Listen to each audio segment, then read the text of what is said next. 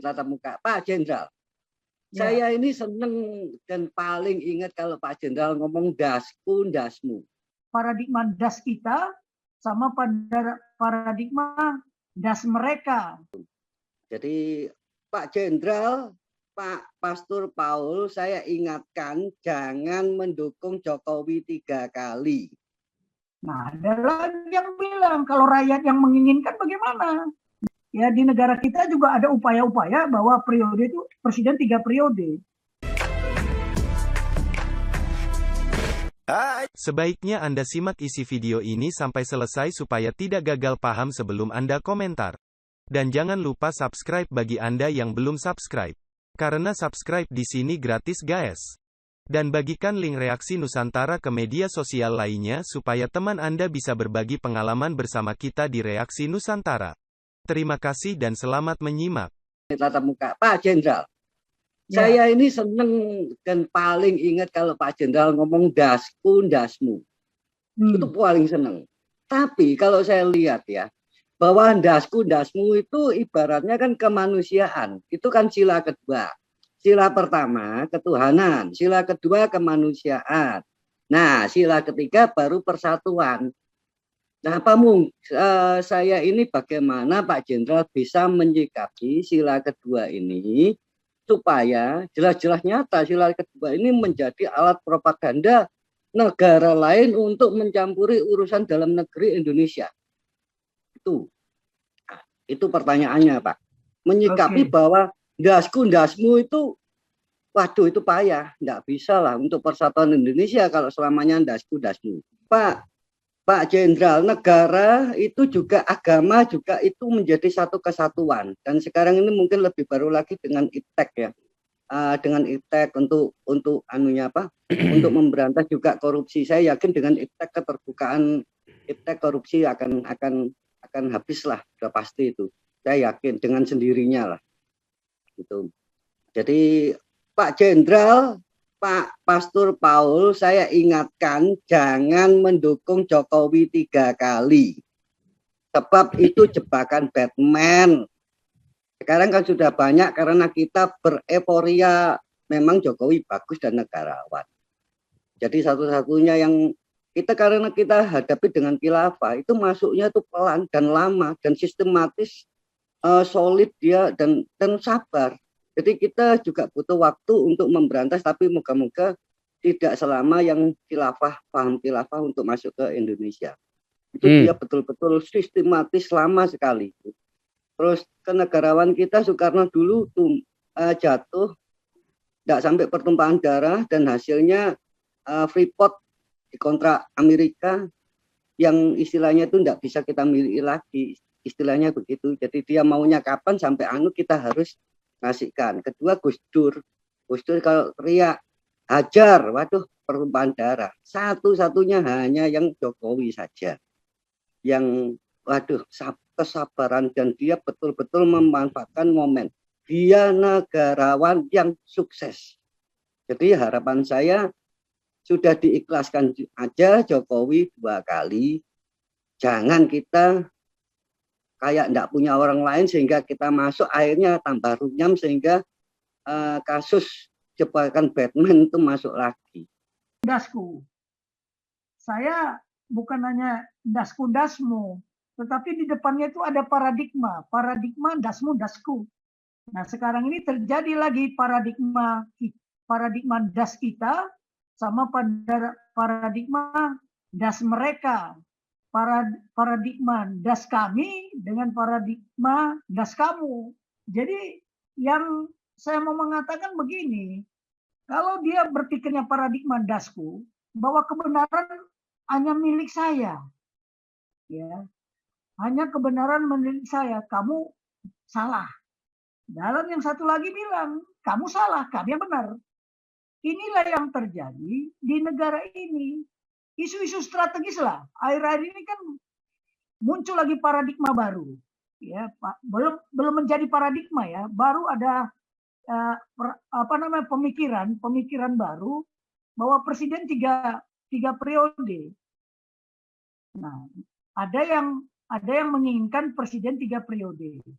Tapi tadi ada ketegasan juga dari PDIP juga bilang, oh kami tidak mengendaki, tidak ada sedikit pun pemikiran 3 periode.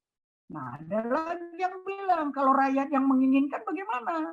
Nah, tapi tidak ada di Undang-Undang Dasar 1945 yang tahun 2002, ya kan? Tapi kalau di dalam Undang-Undang Dasar yang asli yang tahun 1945 yang disahkan ada, boleh dipilih kembali. Nah, yang begini-begini kan konflik paradigma namanya. Tapi yang menjadi pertanyaan sama saya kan begini, selalu kita bilang dasmu-dasku itu supaya apa? Supaya tidak menjadi benturan konflik harus ada parameter yang dijadikan apa? Benchmarking, standar patokan gitu loh. Nah, kita juga melihat makanya sekarang di era globalisasi ini kita kan tidak bisa melihat hanya lingkup nasional saja. Di era di kawasan terjadi pergeseran paradigma. Contoh ini ya. Xi Jinping presiden sekarang sudah menjadi presiden semau hidup kan? Ada istilah baru semau hidup. Jadi terserah Xi Jinping kapan dia mau turun, ya turun. Kalau tidak ya tetap dia jadi presiden, termasuk Presiden Putin juga. Termasuk juga Kim Jong Un kan? Nah, sekarang kita tinggal melihat, tapi ya itu tadi konstitusi kita ini yang harus kita pegang sebagai paradigmanya. Lah, kalau paradigma konstitusi 2002 yang sudah diamandemen 4 kali itu mengendaki 2 kali saja dan periodenya 5 tahun, satu kali apa, ya itulah kita ikuti dulu. Tapi kalau ada amandemen, ya kita nggak bisa. Dan itu juga hasil amandemen kok. Undang-undang dasar dulu, bila dipilih kembali, bisa dipilih kembali. Nah sekarang contoh, ya ini makanya paradigma apa yang mau kita pakai sebagai patokan di negara ini. Benjamin Netanyahu berkali-kali juga dia jadi Perdana Menteri kan. Nah, cuman sekarang kalah. Sekarang ini ya kalau kita mau mengamati, ini terjadi pergeseran paradigma nanti di Timur Tengah. Ya Iran tadi juga baru selesai kalau tidak salah memilih pemimpinnya. Ya, pemimpin yang baru. Siapa namanya itu? Raisa atau siapa? Ya, kemudian Israel juga sudah memilih Perdana Menteri yang baru. Ya, si Naftali atau siapa namanya. Ini nanti akan terjadi pergeseran paradigma. Nah, jika terjadi pergeseran paradigma, apa? Akan terjadi benturan, konflik. Nah, sama dengan yang ini. Ya, di negara kita juga ada upaya-upaya bahwa periode itu presiden 3 periode. Ya, walaupun Pak Jokowi sendiri tidak mau, kan gitu. Nah, sekarang kita kalau ada benchmarking, ada standar atau parameter yang dijadikan patokan, maka yang terjadi itu das same dan das sollen, bukan dasmu dasku. Nah, kita selama Indonesia merdeka, 75 tahun kita merdeka, terjadilah pergeseran paradigma. Ya, contoh dulu waktu Orde Lama, ya, sejak Indonesia merdeka, itu partai juga banyak. Bukan sedikit, banyak. Oleh Pak Harto diperkecil menjadi 3 partai saja. Itu udah setengah mati loh, memperkecil menjadi 3 partai itu.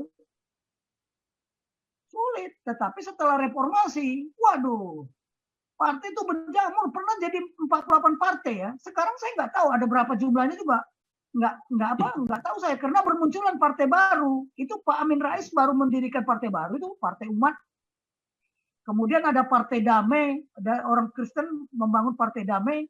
Banyak sekali partai ya yang tidak jelas. Ada lagi Partai Gelora lagi sekarang, pecahan PKS. Karena apa? Yaitu tadi, mereka itu bukan negarawan.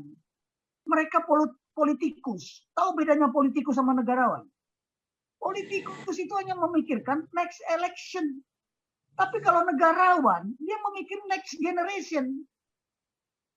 Ya terkait tadi Pak Indonesia Maju Makmur mengatakan jangan pilih lagi Jokowi kalau jangan ikut-ikutan 3 periode. Iya, maunya kita begitu.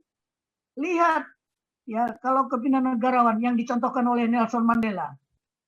Dia 1 periode. Ketika mau dia semua rakyatnya minta dia 2 periode, tapi apa jawab dia? Apa jawab dia? Kalau saya masih memimpin lagi, kapan generasi muda ini memimpin? Kapan kalian memimpin? Terima kasih. Anda telah menyimak video ini sampai selesai. Silahkan tuliskan masukan atau pengalaman Anda sesuai tema video yang kami sajikan. Kami berharap masukan Anda bisa memberi edukasi sebagai bahan pertimbangan untuk membangun pola pikir positif. Kepedulian Anda sangat bermanfaat membangun generasi dalam menyikapi narasi atau sumber berita. Terima kasih. Dan salam damai untuk Indonesia bersama Reaksi Nusantara.